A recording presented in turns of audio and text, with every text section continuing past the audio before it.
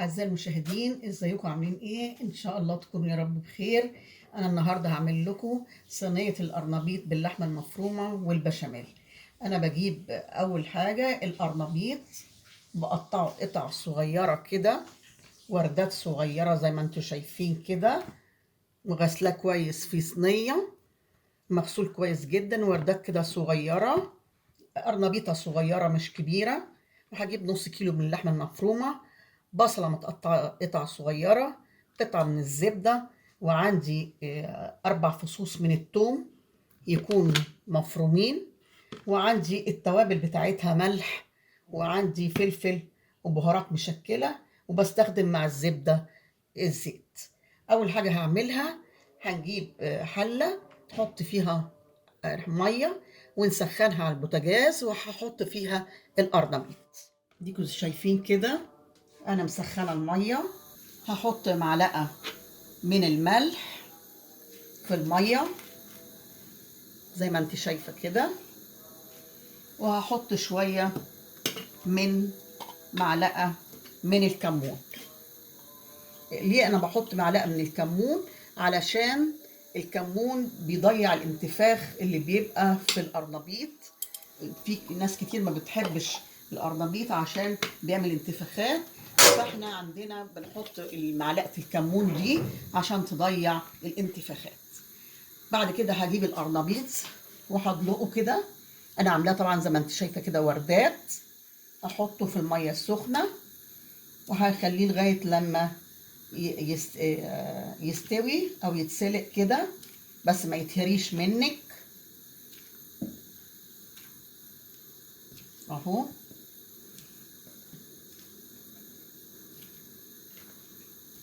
كلها وردات كده صغيرة زي ما انت شايفين كده،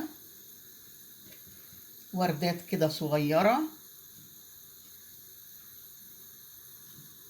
انا مستخدمة قرنبيطة صغيرة مش كبيرة، وهسيبه لما يستوي عقبال ما نعمل اللحمة المفرومة.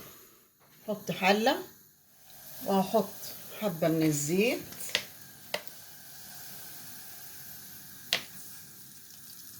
بتاع معلقتين، ومعاها قطعة الزبدة. هنزل البصلة المتقطعة قطع صغيرة،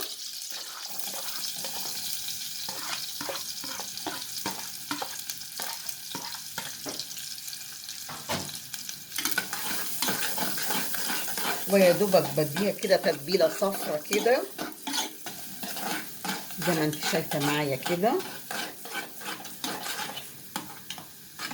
يا دوبك بديها تتبيلة خفيفة، واروح منزلة على طول معاها اللحمة المفرومة، النص كيلو اللحمة المفرومة.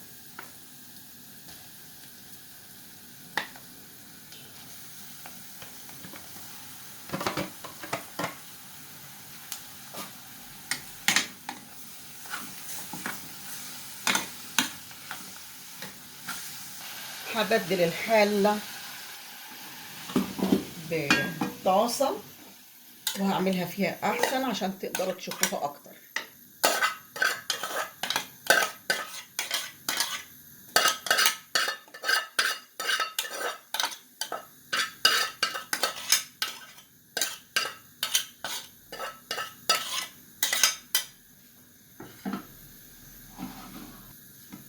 هسيب اللحمة المفرومة كده لغاية لما تستوي، واديكوا شايفين القرنبيط اهو لسه على البوتاجاز. وهحط بقى شوية من الملح، معلقة من الملح كده صغيرة، وشوية من الفلفل معلقة، ومعلقة من البهارات المشكلة. اديكوا شايفين كده، وهقلب اللحمة المفرومة كده بالتوابل اللي فيها لغاية لما اللحمة المفرومة تستوي خالص. لو نزلت مية تنشف المية بتاعتها، وهسيبها لما تستوي هرجع لكم تاني. وبعد ما اللحمه استوت كده والميه بتاعتها خلاص نشفت، هروح جايبه الاربع فصوص توم اللي انا مفرماهم واحطهم على اللحمه. هقلبهم كويس بحيث ان الثوم يختلط مع اللحمه مع البصل مع التوابل اللي احنا حطيناها. مش عاوزه اقول لكم الريحه جميله جدا جدا، تتاكل اكل كده من غير حاجه. انا خلاص كمان القرنبيط استوى عندي ودلقت ميته زي ما انتم شايفين كده، وسايباه شويه كده لغايه لما اخلص اللحمه. بعد كده هجيب معلقتين كبار من الصلصه، معلقتين كبار كده من الصلصه، وهحطهم على اللحمه وهقلبهم كده زي ما انت شايفه. خلاص كده تمام. يبقى تدوقي كده عشان تشوفي الملح بتاعها حلو ولا لا.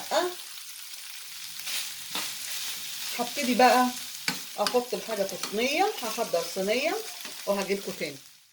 هروح دلقه القرنبيط اللي احنا سلقناه في الصينيه كده.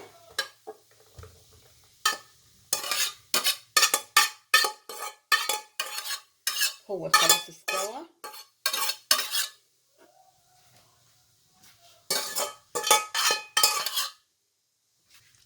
ارصه بس كويس في الصينيه زي ما انت شايفه كده، افرطه كله في الصينيه كده، واروح حاطه عليه اللحمه المفرومه اللي احنا عملناها بالعصاق دي كده،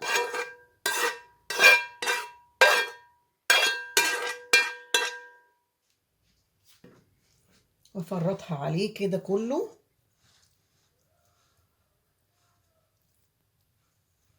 الاكله دي حلوه جدا، اعملوها وجربوها وقولوا لي رايكم فيها ايه،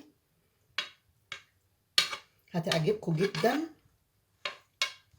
زي ما انتم شايفين كده حطيت اللحمه المفرومه عليها. بعدين هعمل بعد كده البشاميل.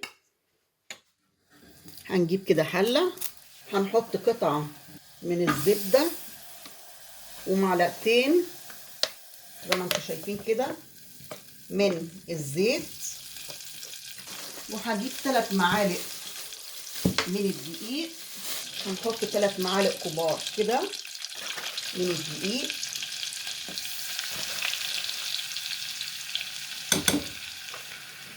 وهقلب الزيت مع الزبده مع الدقيق كده، واروح منزله معاها كوبايتين من اللبن.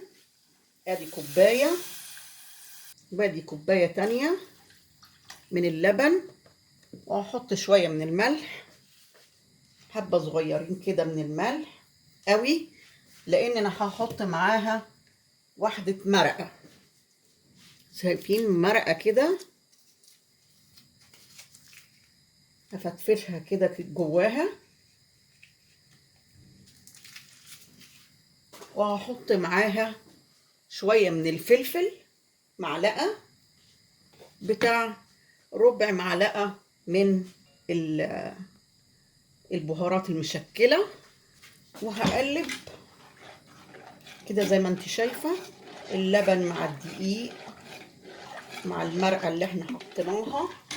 احنا حطينا 3 معالق من الدقيق، عليهم معلقتين كبار من الزيت والقطعه من الزبده، وهبتدي اقلب كده ببعضه.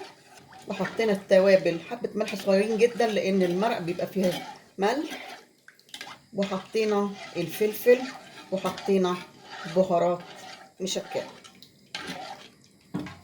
وهقلب على النار كده لغايه، مش عاوزه البشاميل يبقى تخين قوي ولا خفيف، عاوزاه يبقى متوسط.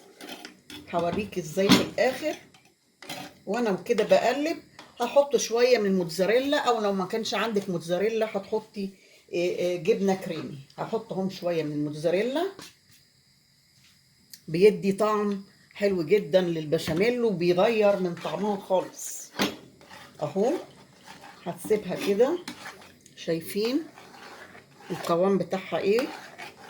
مستنيه بس الموتزاريلا لما تعمل معاها هتلاقوا القوام حاجه تانية خالص. اهو ادي القوام، ده القوام اللي انا عاوزاه.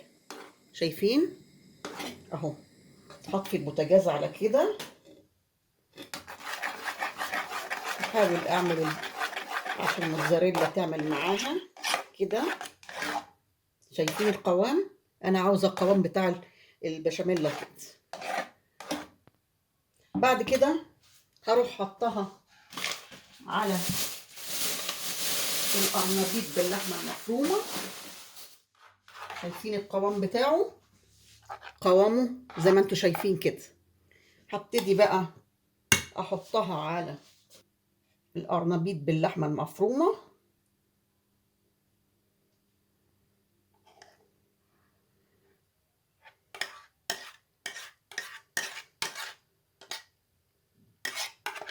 زي ما انت شايفه كده. احط كل البشاميل اللي عندي.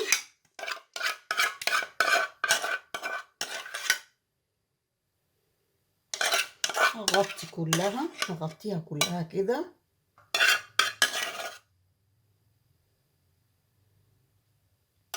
خلاص كده الصينيه بقت جاهزه عندي كده. هبتدي بعد كده اروح حطاها في الفرن على درجة حرارة 250 في الجزء العلوي من الفرن. ولازم الفرن يبقى سخن، يا دوبك هياخد بس الوشة بتاعتها، لانك عندك القرنبيط اصلا مستوي واللحمة المفرومة مستوية. مجرد بس بياخد وش البشاميل انها تتحمر، وبعد كده هوريها لكم في الاخر خالص.